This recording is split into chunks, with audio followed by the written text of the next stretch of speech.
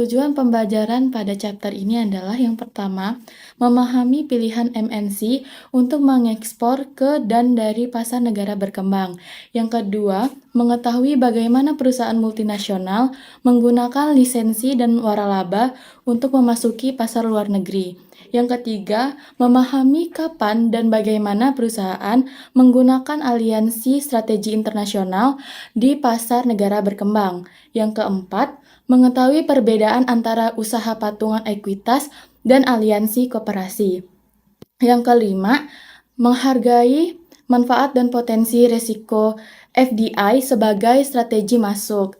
Yang keenam, memilih strategi masuk yang tepat berdasarkan kekuatan dan kelemahan masing-masing pendekatan dan kebutuhan MNC. Dan yang terakhir, ketujuh adalah memahami hubungan antara strategi multinasional dan strategi masuk. Yang pertama yaitu strategi masuk MNC. Perusahaan multinasional dapat menempatkan aktivitas rantai nilai mereka dimanapun di dunia. Artinya, perusahaan mungkin melakukan penelitian dan pengembangan di satu negara, melakukan produksi di negara lain, melakukan penjualan di negara ketiga, dan melakukan layanan purna jual di negara keempat.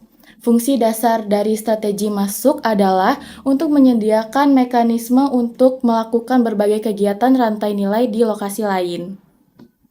Selanjutnya yaitu mengekspor. Yang pertama, strategi ekspor aktif yang terdiri dari ekspor tidak langsung dan ekspor langsung. Eksportir tidak langsung yaitu menggunakan perusahaan perantara untuk membekali mereka dengan pengetahuan dan kontak yang diperlukan untuk mengekspor ke berbagai negara. Contohnya itu seperti Export Management Company atau EMC dan Export Trading Company atau ETC. Merupakan perantara atau perusahaan perantara yang paling umum digunakan. Perbedaan pada EMC dan ETC adalah yang pertama pada EMC mempromosikan produk perusahaannya ke pembeli dan distributor internasional. Yang kedua menjalankan bisnis atas nama produsen yang diwakilinya. Dan yang ketiga adalah berspesialisasi dalam menjual jenis produk tertentu atau memahami budaya dan pasar di negara tertentu. Pada ETC, yang pertama yaitu mengambil hak kepemilikan atas produk tersebut sebelum mengekspor. Yang kedua, bertindak sebagai distributor independen yang menghubungkan produsen dalam negeri dan pembeli asing. Dan yang terakhir, yang ketiga adalah mengidentifikasi produk atau layanan apa yang diminati di pasar luar negeri. Selanjutnya ekspor langsung. Strategi ini ekspor yang lebih aktif di mana eksportir mengambil alih tugas perantara dan melakukan kontak langsung dengan pelanggan di pasar luar negeri. Yang kedua adalah jalan mana yang harus dilakukan, pasif atau langsung. MNC yang ingin mengekspor harus memilih ekspor langsung dan tidak langsung dengan mempertimbangkan keuntungan, resiko finansial, komitmen sumber daya, dan juga kebutuhan perusahaan. Manajer internasional dapat menggunakan pertanyaan diagnostik berikut untuk membantu memilih strategi ekspor yang paling sesuai dengan perusahaan mereka. Yang pertama itu ada seberapa pentingkah pengendalian penjualan luar negeri, kredit pelanggan, dan penjualan akhir produk dan pelanggan. Yang kedua adalah apakah perusahaan mempunyai sumber daya, baik finansial maupun sumber daya manusia, untuk merancang dan menjalankan departemen ekspor yang efektif untuk mengelola operasi ekspornya. Nah, untuk selanjutnya saya akan menjelaskan tentang perizinan dan waralaba. Nah, sebelumnya apa sih pengertian dari perizinan itu? Perizinan merupakan perjanjian kontrak antara pembeli lisensi di suatu negara dan penerima lisensi di negara lain. Jadi pada intinya, pemberi lisensi mempunyai aset berharga yang dapat digunakan oleh penerima lisensi dengan harga tertentu. Sebagai contoh konkretnya ada kasus pada merek Himalaya Herbal. Jadi ini merupakan sebuah perusahaan multinasional yang berasal dari India yang mengkhususkan dirinya pada suplemen dan pengobatan herbal. Nah, dia ini meningkatkan pertumbuhan industri jamu yang luar biasa. Jadi Himalaya Herbal ini telah memutuskan untuk menggunakan waralaba sebagai bentuk lisensi untuk berekspansi secara internasional. Selanjutnya ada waralaba internasional atau perjanjian lisensi khusus. Nah, untuk waralaba internasional sendiri memiliki arti perjanjian lisensi menyeluruh antara pembeli waralaba atau yang biasa kita sebut sebagai lisensor dan penerima waralaba atau yang biasa kita sebut sebagai license. Jadi pemberi waralaba internasional memberikan lisensi kepada penerima waralaba untuk menggunakan seluruh modal bisnis mereka. Nah, sebagian besar operasi waralaba multinasional mengharuskan penerima waralaba untuk mengikuti peraturan dan prosedur yang ketat. Ini menyediakan produk atau layanan standar. Sebagai imbalan atas model bisnis yang dikenal, pemilik waralaba menerima kompensasi, biasanya berdasarkan pendapatan atau penerima waralaba. Nah, sebagai contoh pemain dominannya ada Holiday Inn, Kentucky, dan juga McD. Nah, selanjutnya, kapan memilih strategi entry lisensi? Jadi, ketika mempertimbangkan lisensi internasional, biasanya manajer internasional itu akan memfokuskan atau mempertimbangkan 3 faktor. Yang pertama itu ada faktor karakteristik dari produk mereka sendiri, yang kedua itu ada negara target di mana produk mereka akan dilisensikan, dan yang ketiga ada sifat dari perusahaan mereka. Yang pertama, produk. Jadi perusahaan melisensikan teknologi lama di mana mereka itu menghindari memberikan inovasi mereka kepada calon pesaing, di mana mereka itu biasanya sambil menggunakan lisensi tersebut untuk terus mendapatkan keuntungan dari investasi sebelumnya. Dan yang kedua ada karakteristik negara sasaran, di mana karakteristik pasar lokal yang menambahkan biaya pada suatu produk seringkali menjadikan perizinan lebih menarik dibandingkan ekspor atau strategi masuk lainnya. Dan yang terakhir ada karakteristik dari perusahaan mereka. Jadi jika perusahaan Anda atau perusahaan kita kekurangan sumber daya finansial atau teknis dan lain-lainnya, kita dapat berinvestasi langsung pada operasi luar negeri. Jadi perizinan dapat menjadi strategi masuk yang menarik. Selanjutnya ada kapan memilih waralaba. Mengapa individu memutuskan untuk membeli waralaba? Jadi sebuah studi baru-baru ini tuh banyak dari perusahaan India dan juga banyak dari orang India itu melakukan waralaba. Jadi alasan teman-teman mengapa masyarakat India memutuskan untuk menjadi pewaralaba adalah karena sebenarnya mereka itu ingin menjadi seorang wirausaha. Hal ini juga konkret atau hal ini juga masuk akal karena mengingat waralaba ini memberikan akses langsung ke bisnis yang sebagian besar prosesnya itu sudah terstruktur. Nah, meskipun semua jenis usaha tidak dapat dikategorikan sebagai waralaba, banyak banyak yang merupakan kandidat yang baik untuk waralaba domestik dan internasional. Kandidat waralaba internasional antara lain perusahaan dengan atribut sebagai berikut. Yang pertama itu ada model bisnis yang lebih baru atau unik harus memenuhi kebutuhan pelanggan di banyak pasar. Jadi produk atau jasa tersebut itu harus menarik perhatian calon pewaralaba karena bersifat baru dan juga harus bersifat beda dari yang lainnya. Yang kedua itu ada kontrol tingkat tinggi atas produk atau layanan harus dimungkinkan. Jadi waralaba berhasil itu ketika waralaba itu dapat memberikan output dan juga konsisten kepada setiap pelanggannya. Yang ketiga itu ada merek yang mudah dikenal dan tersebar dengan baik secara lintas budaya. Nah, contoh konkretnya itu ada Subway, di mana dia itu berhasil dalam waralaba secara internasional. Dan yang keempat, harus ada potensi profitabilitas tinggi yang dapat diprediksi untuk setiap unit, sehingga franchisor dapat menarik franchise. Jadi, franchise yang mengikuti sistem ini harus mampu memperoleh imbalan hasil yang tinggi atas investasinya. Nah, mereka harus mampu membayar royalti kepada franchisor dan tetap memperoleh keuntungan yang wajar. Dan yang terakhir ada waralaba harus terjangkau di negara tempat beroperasinya. Jadi waralaba di bawah 100.000 dolar ini populer di Amerika Serikat karena banyak dari orang sana itu mampu untuk membeli investasi sebesar itu. Baik, materi selanjutnya yaitu beberapa kekurangan lisensi dan wiralaba. Yaitu ada 4 diantaranya. Yang pertama, pemberian lisensi dapat menciptakan pesaing baru dengan menggunakan pengetahuan produk atau layanan untuk bersaing di berbagai negara. Nah, wiralaba ini dapat menjadi wirausaha dan memberikan pembelajaran yang berguna. Undang-undang setempat mungkin tidak mendukung pembatasan kontrak lisensi dan litigasi asing bisa mahal.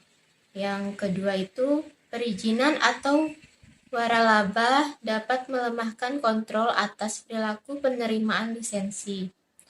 Pengendalian perilaku penerimaan lisensi bisa menjadi masalah setelah aset dialihkan. Banyak tergantung pada undang-undang setempat mengenai penegakan kontrak.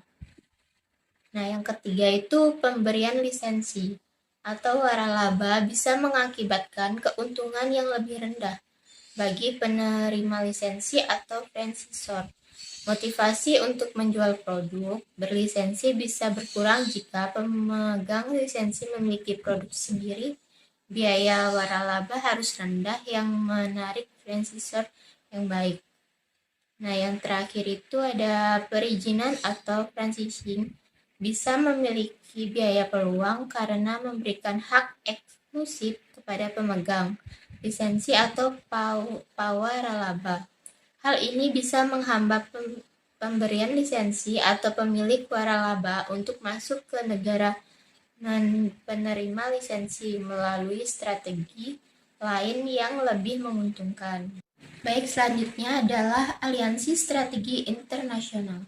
Nah, aliansi strategi internasional adalah ketika dua atau lebih perusahaan dari negara berbeda sepakat untuk terlibat bersama dalam aktivitas bisnis. Nah, manajer bisnis internasional memiliki dua pilihan dasar untuk aliansi strategi internasional, yaitu usaha patungan internasional ekuitas IGV dan aliansi non-ekuitas ICA untuk membentuk IGP perusahaan dari negara. Berbeda harus memiliki posisi ekuitas di perusahaan baru yang terpisah. Kepemilikan dalam IGV ini bisa berupa 50/50 antara dua perusahaan atau lebih. Selanjutnya yaitu pengertian dari gabungan internasional usaha atau IGV dan aliansi kooperasi internasional atau ICA, yaitu yang pertama, gabungan internasional usaha atau IGV adalah perjanjian di mana dua atau lebih perusahaan dari negara yang berbeda memiliki posisi ekuitas di negara baru. Ini memungkinkan perusahaan-perusahaan terpisah untuk bekerja sama dalam kepemilikan dan operasi di pasar asing. Yang kedua itu aliansi kooperasi internasional atau ICA adalah perjanjian kerjasama antara dua atau lebih perusahaan dan negara yang berbeda. Perjanjian ini tidak menghasilkan perusahaan terpisah secara hukum. Baik, materi selanjutnya yaitu kapan memilih aliansi strategi. MNC menggunakan aliansi strategi karena beberapa alasan. Sebagian besar alasan berasal dari logika bahwa ketika dua atau lebih perusahaan mempunyai kemampuan yang berbeda, upaya gabungan mereka dapat menghasilkan keunggulan kompetitif. Beberapa alasan untuk membentuk aliansi adalah sebagai berikut. Yang pertama yaitu pengetahuan mitra lokal tentang pasarnya. Perusahaan multinasional khususnya yang lebih kecil sering menggunakan aliansi ketika mereka baru tiba di suatu negara dan ingin memanfaatkan pengetahuan mitra lokal mengenai pasar lokal. Hal ini bekerja dengan baik terutama ketika MNC dapat menemukan mitra lokal dengan produk atau layanan serupa. Tentu saja mitra tersebut akan memiliki lebih banyak wawasan mengenai kebutuhan pelanggan lokal dan mekanisme lokal seperti peraturan pemerintah yang diperlukan untuk memasarkan produk atau layanan. Seringkali kemitraan tersebut dimulai hanya sebagai perjanjian penjualan dan pemasaran. Bagian kedua yaitu peraturan dan persyaratan pemerintah daerah khususnya di negara-negara berkembang. Pemerintah daerah seringkali ingin memastikan bahwa warga negaranya mempunyai posisi kepemilikan di perusahaan asing manapun. Nah, pemerintah daerah bahkan mungkin mewajibkan perusahaan multinasional untuk menggunakan usaha patungan sebagai syarat masuk ke negara tersebut. Misalnya Uni Emirat Arab mewajibkan 51% kepemilikannya berasal dari lokal. Di negara-negara seperti Tiongkok dan banyak negara bekas Blok Timur, pemerintah sendiri seringkali menjadi mitra usaha patungan. Beberapa negara tidak memerlukan usaha patungan, namun justru menjadikannya lebih menarik dengan memberikan perlakuan yang menguntungkan di bidang-bidang seperti pajak yang lebih rendah. Bagian yang ketiga yaitu berbagai resiko antar mitra. Terkadang suatu usaha potensial terlalu beresiko untuk dilakukan oleh satu perusahaan saja. Aliansi memungkinkan mitra untuk berbagi tidak hanya potensi keuntungan usaha, tapi juga resiko. Faktor-faktor yang mungkin meningkatkan resiko mencakup misalnya proyek yang menggunakan teknologi baru atau belum teruji, atau ketika biaya awal proyek memerlukan investasi yang besar. Beberapa proyek mempunyai biaya yang sangat mahal jika dibandingkan dengan ukuran perusahaan, sehingga jika terjadi kegagalan, maka sebuah perusahaan ini akan mengalami kebangkrutan. Nah, yang keempat itu berbagi teknologi. Tidak semua perusahaan memiliki kekuatan teknologi yang sama. Akibatnya, banyak perusahaan multinasional menggunakan aliansi perusahaan-perusahaan dari negara lain yang memiliki kekuatan teknologi yang saling melengkapi. Jika digabungkan dua perusahaan atau lebih, seringkali dapat menghadirkan produk baru ke pasar dengan lebih cepat dan dengan kualitas yang lebih tinggi. Salah satunya sebagai contoh yaitu Sony Ericsson. Nah, yang terakhir itu ada skala ekonomi aliansi strategi, seringkali dapat memberikan ukuran yang paling efisien untuk menjalankan bisnis tertentu. Misalnya Ford menggunakan Nissan untuk minivan berpenggerak roda depan. Nissan dan Ford kemudian berbagi biaya produksi di pabrik perakitan truk Ford di Avon Lake, Ohio. Ford mendapatkan desainnya dengan lebih cepat dan lebih murah, serta dapat menghasilkan produk yang mungkin tidak hemat biaya. Usaha kecil dapat bekerja sama untuk berhasil bersaing dengan perusahaan global yang lebih besar. Foreign Direct Investment atau yang dalam bahasa Indonesia disebut investasi asing langsung, itu adalah tahap internasionalisasi tertinggi. FDI itu berarti multinational corporate memiliki sebagian atau seluruhnya unit bisnis di negara lain. Nah, sehingga perusahaan asing itu memiliki kendali langsung atas aset, operasional, dan keputusan strategis di dalam negeri. FDI itu dapat berupa investasi dalam bentuk modal, teknologi, manajemen, atau sumber daya lainnya. Dan hal-hal tersebut yang pastinya diperlukan untuk mengembangkan bisnis di dalam negeri. FDI dapat membantu meningkatkan pertumbuhan ekonomi, meningkatkan kualitas produk, dan meningkatkan kemampuan teknologi di dalam negeri. Nah, ketika perusahaan multinasional itu mendirikan perusahaannya dari awal, hal ini disebut sebagai investasi greenfield. Lalu ketika multinational corporation itu membeli perusahaan yang sudah ada di negara lain, itu disebut sebagai akuisisi. Karena FDI itu merupakan salah satu tahap internasionalisasi tertinggi, maka FDI sendiri itu memiliki beberapa keuntungan dan kerugian. Nah, keuntungannya antara lain yaitu biasanya lebih menguntungkan, terutama di pasar negara berkembang seperti Tiongkok dan India. Lalu lebih mudah untuk mengadaptasi produk ke pasar lokal. Lalu lebih banyak kendali atas pemasaran dan strategi lokal. Dan yang terakhir itu adanya peningkatan citra lokal, produk atau layanan. Lalu kerugiannya yaitu peningkatan biaya investasi modal. Lalu memerlukan manajemen ekspatriat yang mahal untuk menjadi staf FDI atau untuk melatih manajemen lokal. Lalu biayanya lebih tinggi untuk mengkoordinasikan unit yang berlokasi di berbagai negara. Dan yang terakhir itu meningkatnya paparan terhadap risiko politik lokal. Selanjutnya yaitu memilih strategi masuk. Beberapa pertimbangan strategis umum. Yang pertama yaitu maksud strategis atau tujuan strategisnya. Nah, keuntungan itu harus menjadi tujuan utama sebuah perusahaan jika ingin bertahan. Namun, ada tujuan lain seperti mempelajari teknologi baru atau pendekatan manajemen atau mengalahkan pesaing di pasar baru. Itu untuk mendorong perusahaan untuk melakukan internasionalisasi operasi mereka. Lalu yang kedua yaitu kemampuan perusahaan, mulai dari sumber daya manusia, keuangan, sampai ekspor dan impornya. Lalu ada peraturan pemerintah, mulai dari hukum dan perundang-undangannya. Lalu ada target pasar dan karakteristik produk. Nah, hal ini kan tergantung pada kebutuhan pelanggan. Dan juga beberapa produk mungkin memerlukan adaptasi ekstensif. Lalu ada jarak budaya dan geografis. Nah, jarak yang jauh antara dua negara, baik secara geografis atau budaya, itu mempengaruhi keputusan masuk dalam perusahaan internasional.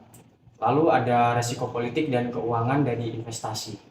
Nah, pemerintahan yang berubah dan kebijakan terhadap perusahaan asing itu juga bisa berubah dengan cepat dan mempengaruhi kondisi perekonomian internasional.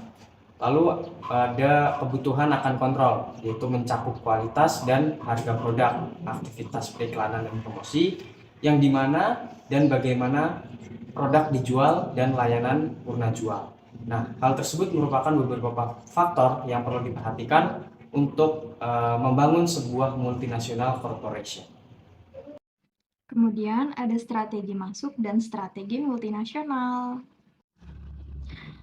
Kebanyakan perusahaan multinasional tidak menggunakan strategi masuk tunggal untuk sewa pasar atau untuk semua produk.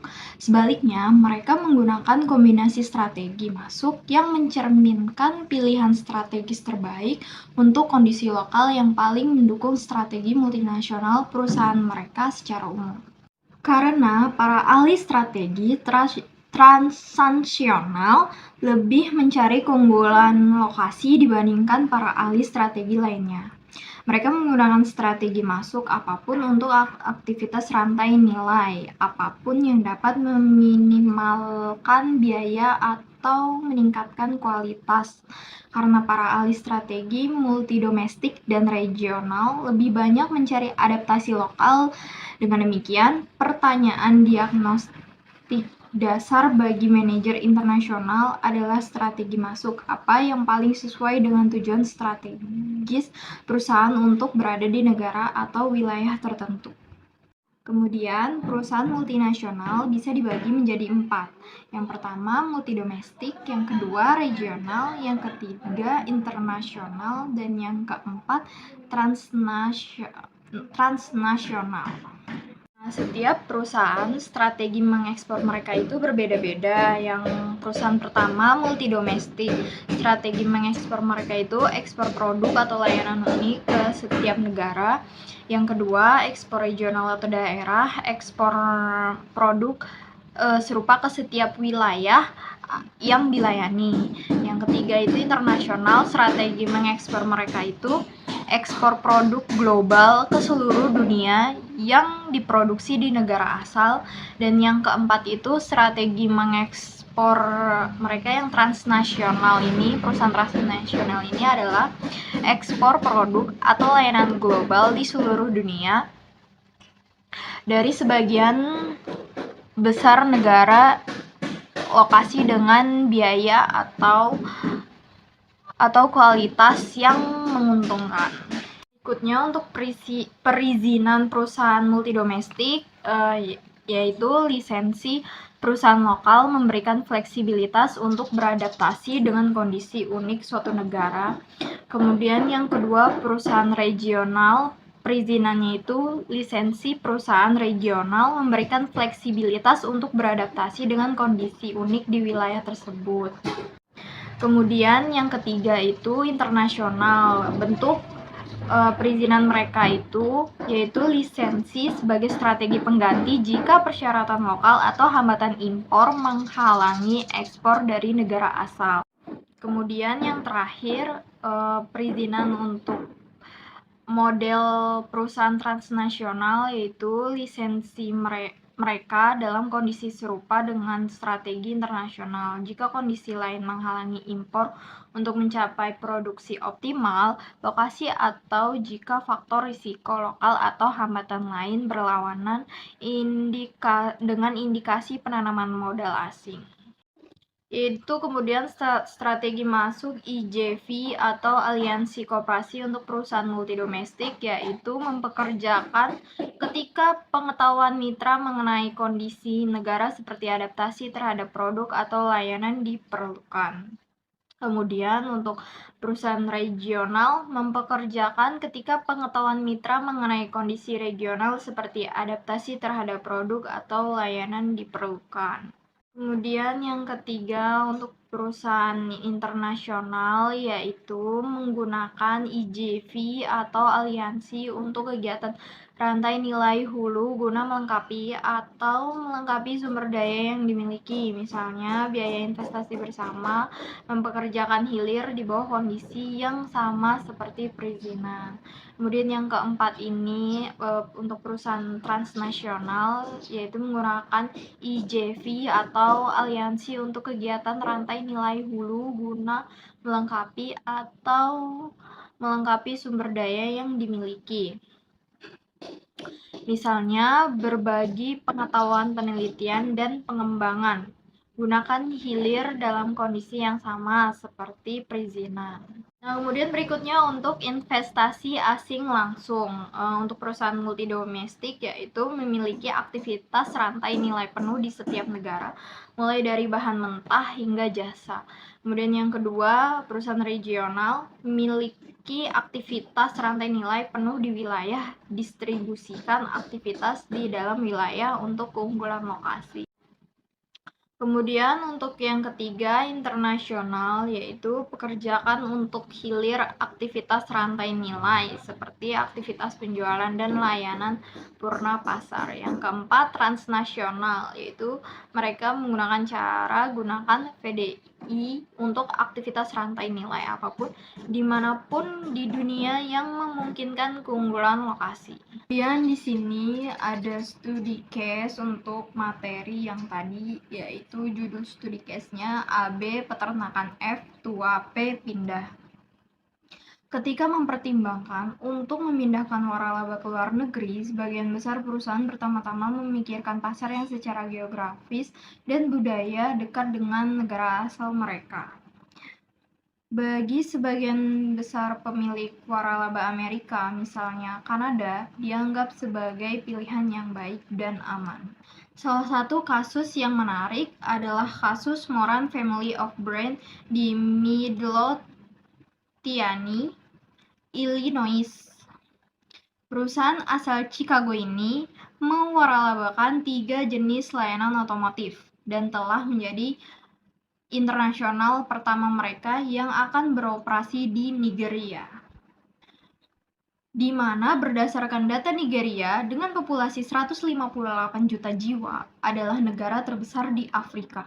Negara kaya minyak di Afrika Barat ini memiliki bentuk pemerintahan demokratis, namun negara ini memiliki sejarah panjang, konflik etnis dan agama. Nigeria mendapatkan reputasi yang tidak diinginkan karena menjadi sumber aktivitas penipuan internasional, dan Transparansi Internasional menempatkan negara ini pada peringkat 136 dari 168 negara paling korup yang disurvei.